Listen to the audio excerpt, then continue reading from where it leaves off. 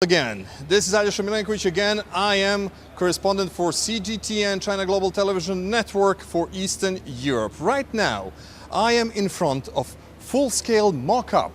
It is first full-scale mock-up of CR929. That's a wide-body airliner which is jointly developed by Russia and by China. That's why the name CR, China-Russia 929. COMAC is from the Chinese part, from the Chinese side, and from the Russian side is United Aircraft Corporation. And good afternoon. So we are joined here by, I wanted to say a general designer, but no, we'll say just chief designer of this aircraft, and should we say of the Russian part of the aircraft. Well, for the beginning, it looks amazing. So what we can expect from this aircraft? Will this aircraft be different than aircraft that are currently in service, Boeings or Airbuses? You're right that about our concept, our family, because it's a family airplanes. We have base plane with 280 passengers in 3 classes, and a big airplane with about 320 passengers in 3 classes, and a small airplane 258 passengers in 3 classes. Yes, for us, for our countries, I mean China and Russia, it's a new program, it's new ideas, it's new technologies, and in this process, joint process, we developed and produced new plane for our both countries. We use no technologies for us and in the world. I mean, very high quantity of carbon composites details like wing, like body sections and empennage. And we use new technologies in aerodynamics. It's UC competitions, it's a Russian competition because we have partners from TSAGI. It's our research and investigation institute, very important for in our country, in the world. Yeah, known all around the world. So this is right now a full-scale mock-up. When we can expect to see first CR929 taking to the skies? Now we have a very strong schedule, and in this schedule, our first flight in 223 years, and enter to service after the 2025 year. So it means in roughly 4 years from now, we can expect this airplane to reach the skies for the first time as a test example. In 2023, it's a test plane. After that, we have 2 years for testing and certification. And at the end, just to touch the issue of engines, which engines this aircraft is going to use? My understanding is that you're going to have something like 2 stages, foreign engines and domestic engines. Yes, we have that right, 2 stages of choice engines. First, it's Western engines, GE or Rolls-Royce. Now we have competition stage. After that, we hope that we will have a joint engine from United Engine Corporation and from CAC. It's a China Engine Corporation. Excellent. So, by the way, when we can expect that joint engine to become operational, joint Chinese and Russian engine? I think after the 2030 years. After 2030, we can expect that joint engine can be joined to this aircraft. Joint engine for a joint aircraft. And by the way, where we can expect that this aircraft will be assembled? In China or in Russia? Final assembly in China, near for Shanghai, and we Russian side development and produced wing, center wing box, pylons, slats, flaps, and China side design and produced body sections and empennage. Excellent. Thank you very much. We wish you all the good luck with this. So far, as what we can see, it's really amazing and really promising aircraft. Thank you very much. Thank you very much. I hope in not so far future I will see you in one of the first passengers in our aircraft. We will be more than happy. Thank you very much. We'll go inside now. We will go inside to check how this. Thank you. Let's try to go from this end. Of course, a red carpet, not because of me, but because of high dignitaries were here just recently. So let's go up. And I'm going to greet you right here. So this is going to be, actually this is a mock-up of the economy class. Then we can come in. Of course, this is this business class? Business. Okay, so this is business class, mock-up. We can show that a little bit later. And of course, the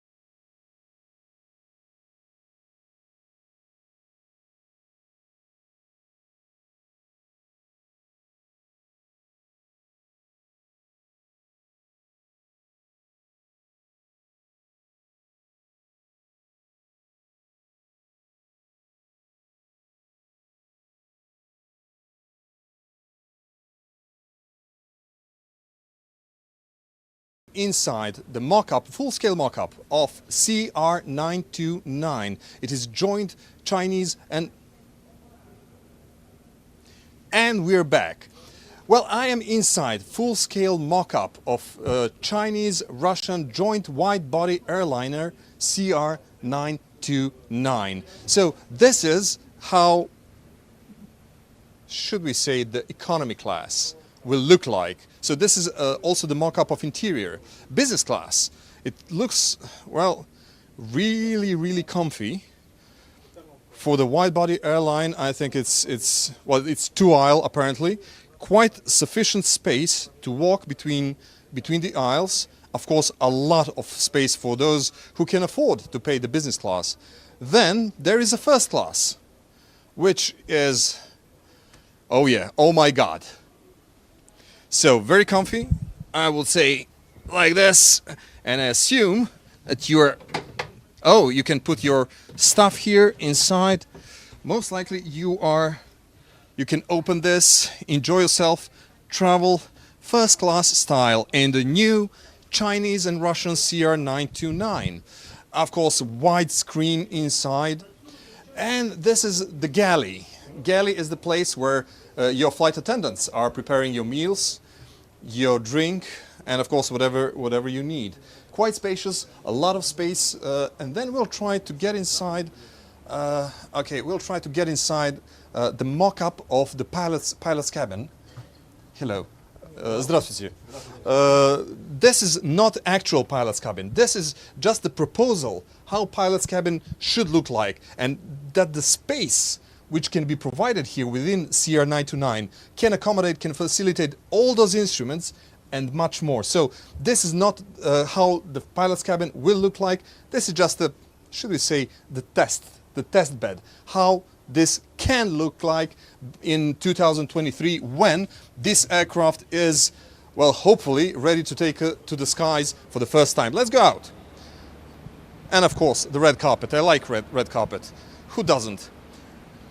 So it is quite, and it will be quite large aircraft, as you heard just minutes ago from chief designer from the Russian side, who is coming from United Aircraft Corporation. And as you can see, this is as it says, CR929, China-Russia 929, joint project by Chinese COMAC and United Aircraft Corporation. Speaking of COMAC, how about let's go outside and let's try to visit COMAC colleagues. Sorry, thank you. Thank you. So we are outside again. We are outside and we are heading to the Chinese. We are heading to the Chinese pavilion, which is right there. And China is partner country of this year's MAKS 2019. And there we will see and maybe speak with some of the people from China's aviation industry about the latest developments, what China can offer to the world, and how China's really rapid development in all the areas of technology, of industry, is actually reflecting to the aircraft industry as well. So when you enter the Chinese pavilion, first thing you can see is, of course, the CR929 by COMAC. So that's the joint project of COMAC and United Aircraft Corporation of Russia. This is design of the CR929. This is how CR929 should look like. Right next to it we have another COMAC aircraft, C919. It is already in the final stages of testing right now, and it is expected that by year 2021 it will enter serial production in China, and it will be one of the main competitors to Airbus A320neo and to, well, ill-fated Boeing 737 MAX. This is ARJ21 regional jet, already in production, already in use throughout China. But this is something very interesting. This is a wide body aircraft. This is one of the, well, never seen before, of course, aircrafts, but this is a concept. This is something that many aircraft engineers around the world are considering. Apparently, COMAC is one of those. So let's go on. As you can see, this is Chinese pavilion. The top-notch Chinese aircraft and space industry is actually here. For instance, on the left is China Aerospace Science Industry, which is producing, as you can see, the satellites, and of course, state-of-the-art anti-aircraft missile systems.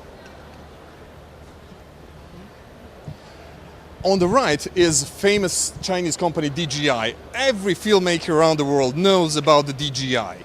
Everybody knows. DJI is famous for its drones. DJI is famous for its handheld stabilizers. And of course, DJI is, well, unavoidable here in the Chinese pavilion. So, besides them, let's go to the space section. Space section, there is a company which we are going to visit. It's a company called the Land Space. This is one of two biggest privately owned space companies in China. Just recently, they have launched their first vehicle successfully into the orbit around the Earth, and right now they're working on the second vehicle, which is called the LG2. And right now we are going to speak with, shall I say, Kevin, or should I say, hi, how are you doing? So anyway, this is our friend from Land Space, and he's going to tell us more about ZQ1 and ZQ2, and most importantly about this engine. This is a very unique engine. It is one of the most eco-friendly engines, rocket engines around the world. It uses only methane and oxygen, but let's hear it from the expert, not from the layman. Just give us a brief introduction into this engine, please. Okay, so this engine is called TQ12. It's actually the very first engineering applied Chinese MESA-LOX engine ever developed by a Chinese company, let's say.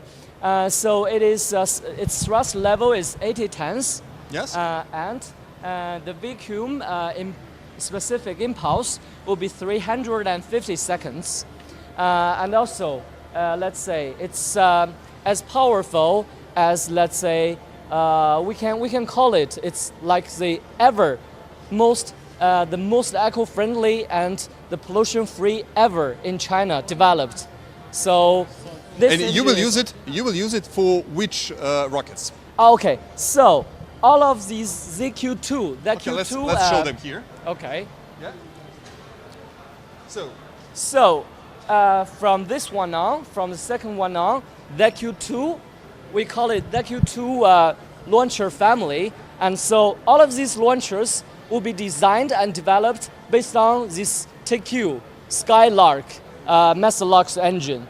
And then it will allow us, by modular design concept and by different combinations of this type of LRE, it will allow us to develop different types of launchers which will cover all of these orbit heights, varying from, let's say, SSO, LEO, low Earth orbit, sun-synchronous orbit, and also to the geostationary and geosynchronized transfer orbit as well. Wow. Wow, great. So let's just focus. So for the beginning, this is ZQ1, and you already launched that one. Yes, so this one was already launched last year, and this features the very first orbital launch attempt by a Chinese private launcher company ever. And it was not a liquid launcher, it was a solid launcher. So by developing this launcher, we verified our capabilities of this, let's say, the full chains of from the very beginning of the design, developed, test, and also the launch operations as a launch site. So that's the meaningfulness of this launcher. So this is first one, but right now you're working on ZQ2. When we can expect to see ZQ2 taking off the ground? Okay, good question. So this let's say, the most eco-friendly ever Chinese launcher will be taken off.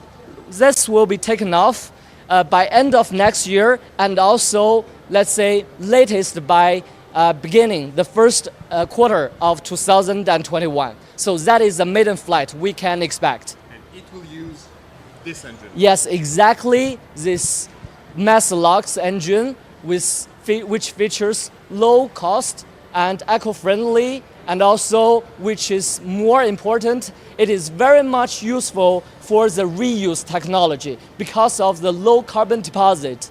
Perfect. Every time it will fly. Perfect. Thank you very much. Xie. Thank All you. the best. So this is great news to hear that more and more small companies, private companies are trying to go to the space and of course take humanity to the space, and it is in eco-friendly way, eco-friendly manner. So we are continue our short tour of the Chinese pavilion here. Right now we are seeing some of the latest developments of the Chinese aircraft engine industry. There is a high bypass turbofan engine, which is something that China never produced so far. This is the demonstrator which should be used for development for new body airliners. But we are continuing to Aviation. This is one of two biggest Chinese aviation industries, aviation companies. And of course, we are going to skip this military part and of course their pride and joy Winglong drone. We are heading to the world's largest amphibian plane. It's right there. It's AG600. It made maiden flight last year, and it is, well, right now we are seeing just a small model, just a small mock-up. In reality, this aircraft is, well, dwarfing any other aircraft around the world, which is actually amphibian aircraft. It is very important for China because China has a lot of the sea, a lot of islands, and this one is perfect for accessing many islands which cannot have their own airports. And of course, it can be used for extinguishing large forest fires. So anyway, this is the place where the ceremony of opening of Chinese pavilion will be held in about 15 or 20 minutes, something like that. Media here already preparing for this, but unfortunately we don't have enough time for this because we need to rush to cover some other things regarding this year's MAKS 2019. It is time for us to sign off. This is Aljosa Milenkovic from CGTN. I am saying goodbye from this year's Moscow Air and Space Salon called MAKS 2019. We have seen a lot of news, and of course, most of the news came from China and from joint China-Russia collaboration.